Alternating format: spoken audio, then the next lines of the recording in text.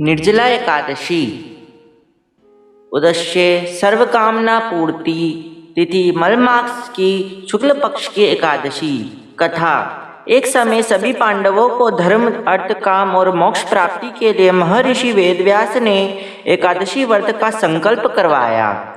अब माता कुंती और द्रौपदी सहित सभी एकादशी का व्रत रखते, लेकिन भीम जो कि गदा चलाने और खाना खाने के लिए मामले में काफ़ी प्रसिद्ध थे।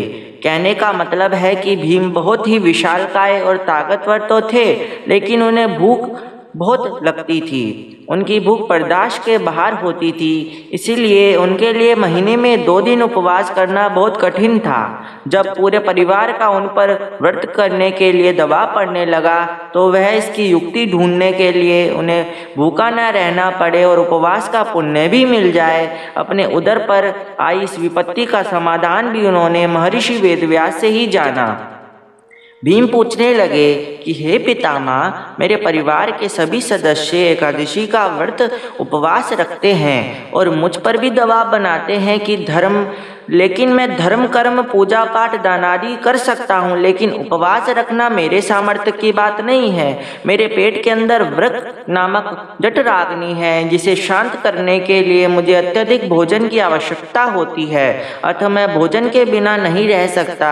तब व्यास जी ने कहा, भीम, यदि तुम स्वर्ग और नरक में यकीन रखते हो तो तुम्हारे लिए भी यह व्रत करना आवश्यक है। इसी पर भीम की चिंता और बढ़ गई। उसने व्यास जी से कहा, हे महर्षि, कोई ऐसा उपवास बताने की कृपा करे जिसे साल में एक बार रखने पर ही मोक्ष की प्राप्ति हो जाए। इस पर महर्षि वेदव्यास जी ने गदाधारी भीम को कहा कि हे वत्स, यह उपवास है तो बड़ा ही कठिन, लेकिन इसे रखने से तुम्हें सभी एकादशियों के उपवास का फल प्राप्त हो जाएगा। उन्होंने कहा कि इस उपवास के पुण्य के बारे में स्वयं भगवान श्री कृष्ण ने मुझे बताया है। तुम ज्येष्ठ मास के शुक्ल पक्ष की एकादशी का उपवास करो। इसमें आचमन व स्नान के अलावा जल भी ग्रहण नहीं किया जा सकता। अतः एकादशी के तिथि पर निर्जला उपवास रखना, भगवान केशव यानी श्री हरि की पूजा करना और अगले दिन स्नान आदि कर ब्राह्मण को दान दक्षिणा देकर भोजन करवाकर फिर स्वयं भोजन करना। इस प्रकार तुम्हें केवल एक दिन के उपवास से ही साल भर के उपवासों जितना पुण्य मिलेगा।